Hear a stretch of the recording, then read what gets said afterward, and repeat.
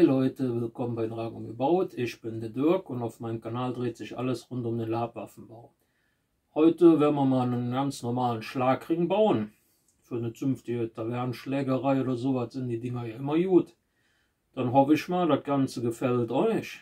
Dann sehen wir uns, wenn es gleich weitergeht und ich das ganze Ding mal baue. Ich hoffe, das Video gefällt euch. Wir sehen uns.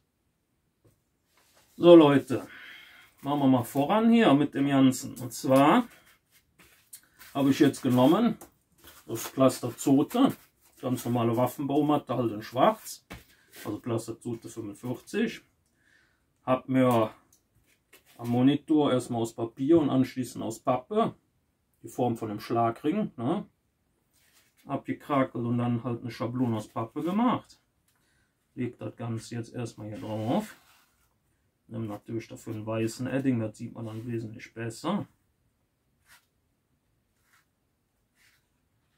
Und gehe einfach erstmal die ganzen Linien dann nach.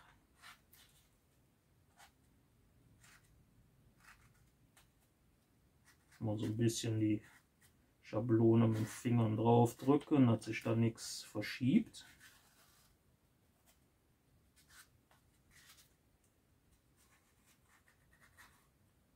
So. Dann haben wir noch die Löcher für die Finger. Da habe ich übrigens auch eine relativ gute Lösung gefunden, dass man nicht so viel schleifen muss. Ist jetzt nicht ganz günstig das Teil, aber das seht ihr jetzt gleich. Also bleibt dran. So. Und zwar gehen wir jetzt erstmal hin. Schneiden erstmal ab. Ich nehme diesmal nämlich ein bisschen die Außenseite, weil ich gemerkt habe, wenn ich die Innenlinie ausschneide, wird das ein bisschen eng nachher. Prinzipiell hätte ich den vielleicht dann noch ein paar Millimeter größer machen können, aber muss jetzt erstmal für den Demonstrationszweck reichen. So.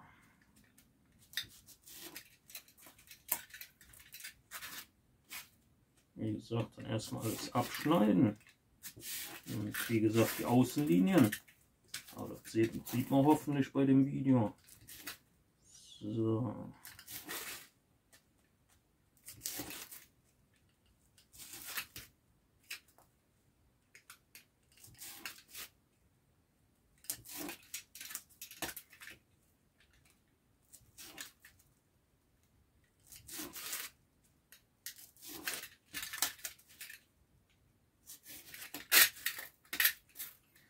Dann machen wir hier innen das noch raus.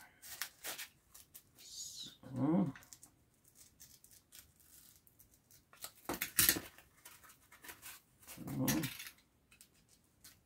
So ganz geklappt.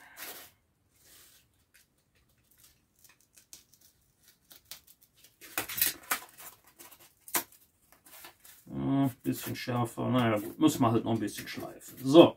Dann haben wir das soweit schon mal ausgeschnitten. Jetzt habe ich mal ein bisschen Geld investiert. Ich hatte mir erst 1,30 geholt, das ist jetzt ein 25, das ist jetzt 30 und zwar ein Locheisen. Schon ein richtig großes. Das Ding hat auch über 20 Euro gekostet. Aber das spart mir ziemlich viel Zeit. Und zwar gehe ich jetzt hin, gucke, wo die Löcher sind. Zum Rand gucken. Mal so ein bisschen drehen. Natürlich könnt ihr das auch erst machen und dann später dann. Also erstmal die Löcher und dann ausschneiden. So, das ist das erste. Wenn ihr dann die nächsten Löcher macht, müsst ihr immer so ein bisschen gucken, dass dann quasi hier noch genug Platz ist. Und dann immer so ein bisschen drücken und mit drehenden Bewegungen dann drauf, bis ihr das Ganze dann raus habt. Die Dinger kann man auch mal benutzen für irgendwas. Die lege ich mir auch erstmal auf Seite. Wie gesagt, dann immer gucken, dass dann da genug Abstand ist. Vor allen Dingen hier dann halt. Und dann wieder das nächste.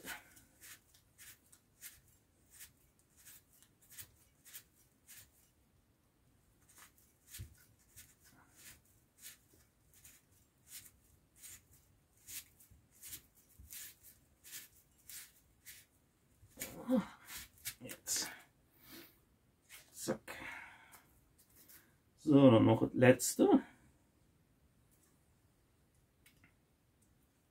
Wie gesagt, dann immer so ein bisschen gucken.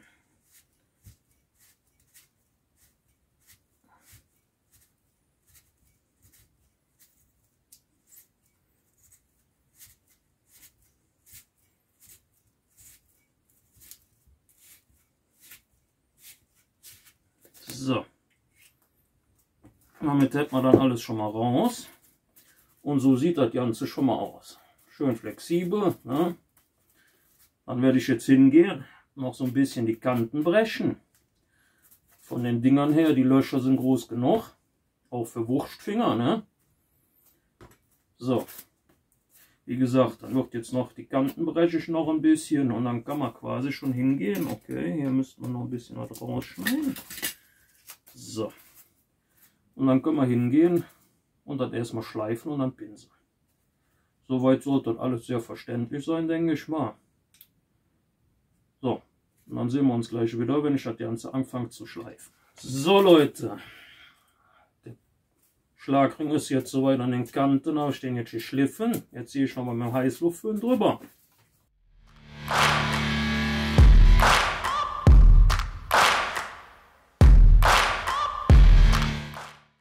So, dann lassen wir das Ganze jetzt noch ein bisschen wieder abkühlen.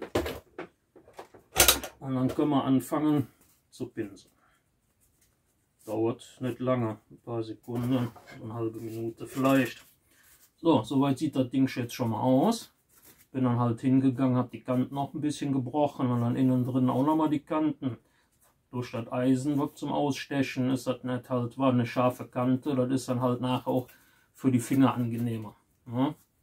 Dann kann man das halt auch anpassen. Also für meine Handgröße ist das Ding jetzt schon wieder mal zu groß, weil ich halt wieder sehr filigrane Finger habe. Ne? Hier an der Stelle muss ich noch ein bisschen nacharbeiten, sehe ich gerade.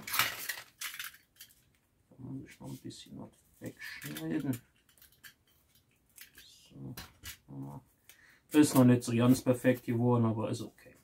So, dann fangen wir jetzt mal an. Und zwar habe ich mal wieder eine Kordel genommen. 2 Schleifen. Jeder mit der Schleife einer. Nehmen wir die. Gehe dann quasi hier durch. So. So. Können wir ja immer wieder aufmachen. Dann gehe ich jetzt hin und pinsel erstmal so 3/4 hiervon.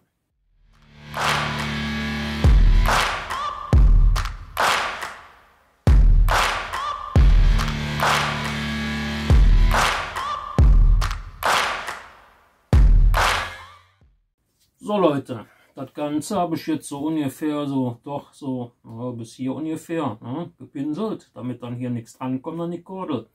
Das Ganze hänge ich dann auf und wenn ich dann quasi die Seite trocken habe, wird die Kordel abgemacht auf der Seite und dann gehe ich wieder ungefähr bis hier drüber. Also jetzt ungefähr so 3/4 immer. Also immer so gucken, dass dann hier keine Farbe dran kommen kann, damit das mit der Kordel sich nicht verklebt. Ne? Dann habt ihr nämlich nachher, reißt euch das Latex kaputt. Oder halt das Flexi-Paint. So, das Ganze macht man dann so. Ja, bei der Sache müssen wir nicht so oft drüber gehen. So 6 Mal, schätze ich mal, sollte reichen und dann kriegt das Ding die richtige Farbe. So, dann sehen wir uns wieder, wenn die 6 Schichten drauf sind. Bis später. So Leute, der Schlagring hat jetzt erstmal ein paar Schichten schwarz drauf gekriegt. Jetzt gehen wir mal hin und machen das Ding in Silber.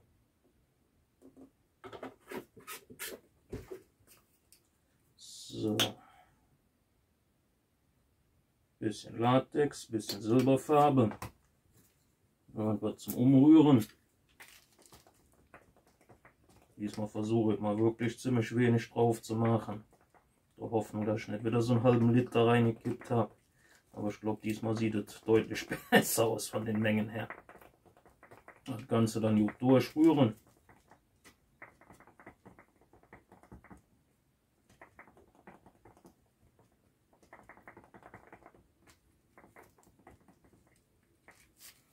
So, dann nehmen wir uns einen kleinen Schwamm und tupfen das Ganze drauf. Wir können natürlich auch hingehen und das Ganze wieder hier mit so drauf machen oder irgendwas anderem. Aber ich mache jetzt mal, ich tupfe mal drauf. Wie gesagt, gibt es ja viele Möglichkeiten. Airbrush, Pinseln, Tupfen, meine Methode und auch noch einige andere.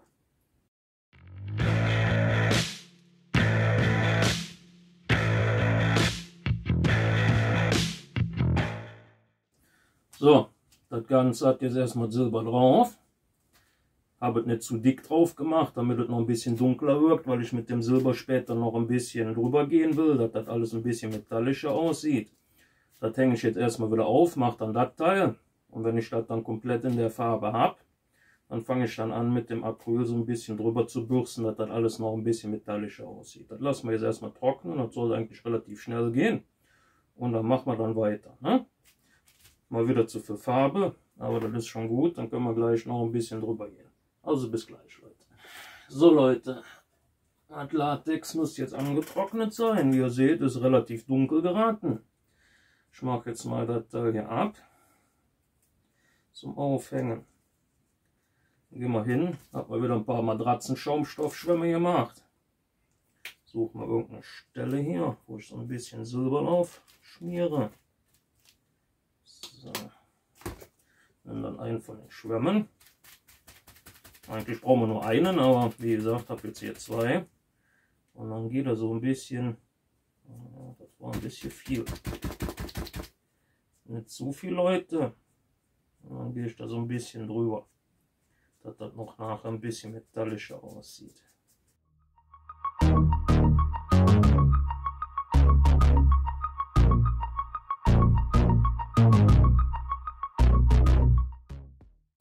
So. Ich denke mal, das ist jetzt okay. Das Ganze lassen wir jetzt nochmal trocknen und dann kommt der Topcoat drauf. So Leute,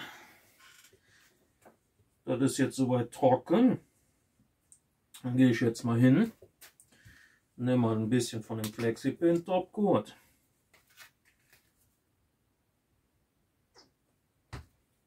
Dann wird das Ganze ein bisschen topcoaten.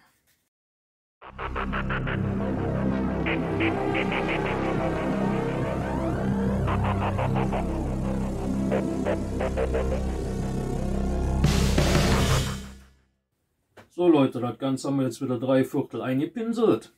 Ja, das lassen wir jetzt erstmal wieder trocknen und dann machen wir noch das restliche Stück. So Leute, dann gucken wir mal. Hängen das Ganze immer ab. So, ist trocken soweit. Sieht gut aus.